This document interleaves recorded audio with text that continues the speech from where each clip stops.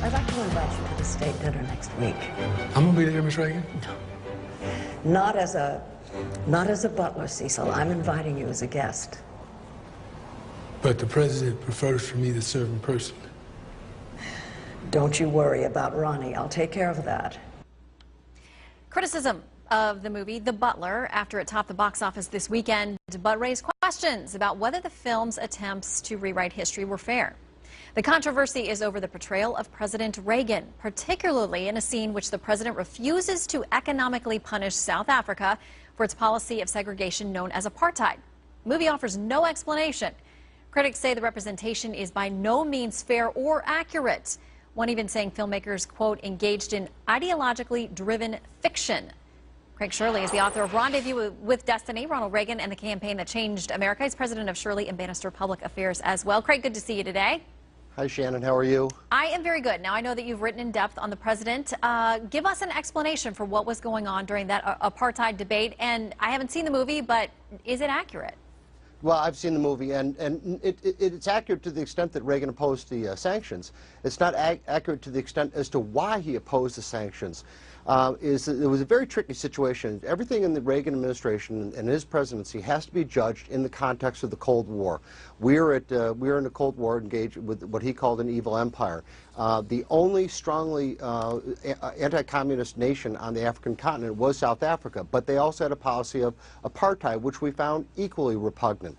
The sanctions would have hurt, according to what Reagan's briefings, his aides told him, would have hurt the least affluent in South Africa at the time, who were the blacks there. And actually the Zulu tribe, representing 6 million South African blacks, was vehemently opposed to the sanctions. Chief Buthelezi told President Reagan and told members of Congress, don't impose sanctions on South Africa because they're not going to work. And when Mandela came to power, one of the first things he asked for was for the sanctions to be lifted because they were hurting the economy of South Africa. So it's a very complex issue, and they present it in a very simplistic fashion.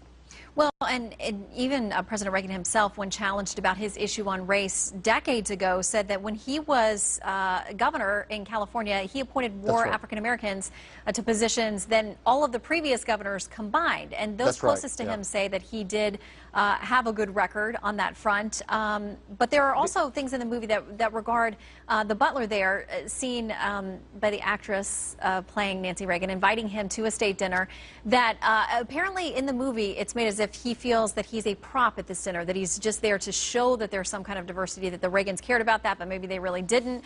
But apparently there was nothing in the writings of this particular gentleman that said he ever had a bad time there or felt like he was being used. In fact, the only comment I saw was that he was excited that he had champagne that night. Yeah, that's right. That's exactly right. I saw the movie, and you're exactly right, is that he, in a soliloquy, says to himself that he felt out of place at the dinner, and that everything in his life went downhill after he attended the dinner.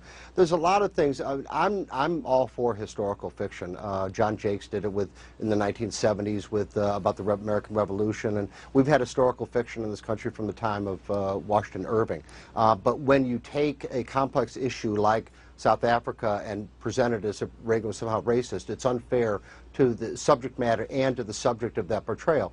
There are other things too that aren't quite right, like him giving the butler cash to mail to people. There's no record of Reagan doing that. Reagan wrote checks to people who would write him letters when they were hurting during the recession of the early 80s. He would write them checks, but they would normally go to his secretary to be mailed to those people.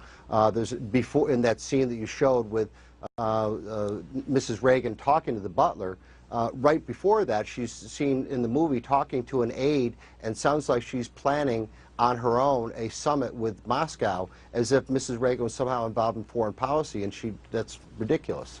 All right, well, when these movies are made, regardless of the topic, when there are politics involved, a lot of times the movies will say, there's creative license here, it's based on a story, it's not factual, but the people who go to see them don't always get that disclaimer. I mean, they think that, you know, if it's on the screen, it's been vetted, it's factual. Right. And the thing, too, is you have to go to motive, Shannon, because the screenwriter for this movie did write the teleplay or the screenplay for Game Change, which was a lot of people thought was grossly unfair to Sarah Palin.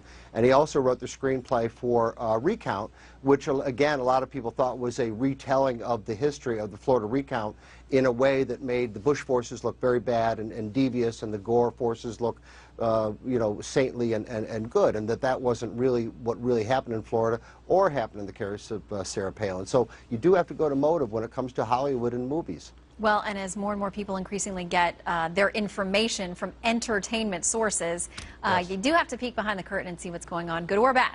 Craig Shirley, thank you very much.